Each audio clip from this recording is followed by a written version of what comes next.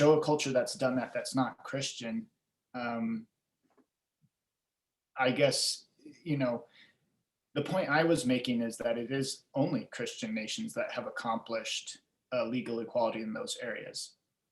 And as far as the reasons why I felt like that was because of Christianity, was those are the prime movers at every stage in the march towards equality. So if you look at every single mover, like Martin Luther King, um, people like Abraham Lincoln, uh, going back to Martin Luther and Calvin, um, the main movers towards equality were Christians.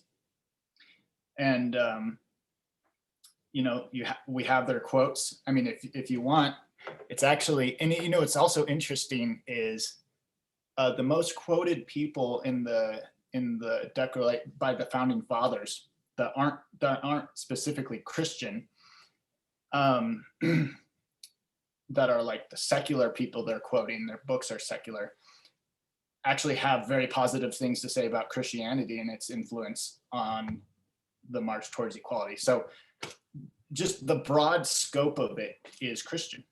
And you don't really see a deviation from that.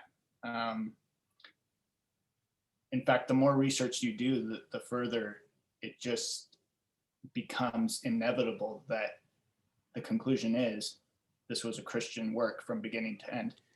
So one of the things that I want clarification on is, what do you mean by Christian nation? Because I could totally see someone, especially here in the Netherlands, be like, we were at one point maybe a nation that was based on Christian values, Christian thought, Christian leaders. And that is certainly true here in the Netherlands. But they could say we aren't anymore.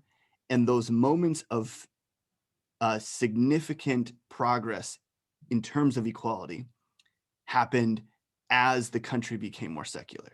So they would point to maybe the 60s, post World War II, and they would say that's when equality for women started to occur. That's when equality for other nations. That's when, and so they said it's actually as the shell of Christianity fell away, equality started to move at a much quicker pace. So I think a non-Christian would point to, okay, they'd say, one, they'd probably say this is a multifaceted progression. It's not just one thing leading. So they'd say, sure, Christianity has had its hand in equality coming about. But they'd say so does the Renaissance and coming back to ancient Greek and Roman values. And so does many revolutions that have rocked the European continent, the French Revolution and Russian Revolution. And so maybe they'd point to these different things. These are all forces that have had play in our current state of affairs, which totally makes sense. It's not like you can say this is the only cause of where we're at now. All things have come together. And then they would say, if anything, as they look at maybe the medieval ages, the time post the Roman Empire, the Holy Roman Catholic Church, you know, these are all forces that inhibited progress, known as the Dark Ages for that reason. And so they would say, if there's any ringing truth, it's that the church dampened the fight for equality or progress. Okay, well, you know, I can actually probably come halfway to them on that. Yeah, actually, I'd say a lot of Christians, a lot of the institutions of the church, of the Christian church, have been against progress in many, many areas. But that's not what makes Christianity unique. This is kind of the part that everybody misses. That's common to all of humanity.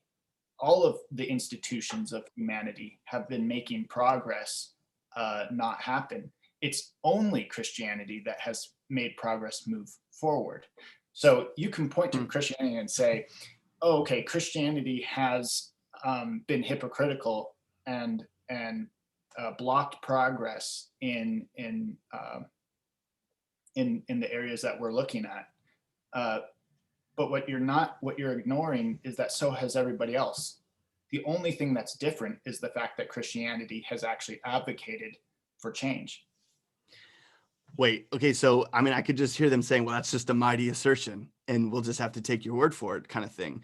And they're like, oh, we don't want to take here's what, right. So I wouldn't want them to take my word for it. I've actually got a lineup of quotes. I actually think, if Scott, if you don't mind, it'd be interesting to just read a couple of these just to give people a sense of what we're looking at here. Sure. And if there's in our show notes, or we could try to link to the totality of what you've got together or something. But yeah, if you've got some significant quotes. Hey guys, thanks for watching. If you like this clip, go check out the full video of that guest or some other guests over here. Also, follow us on social media right over here. We're a podcast right over here. YouTube subscribe is down here. Notifications is over here. Do all the things. We're excited you're here.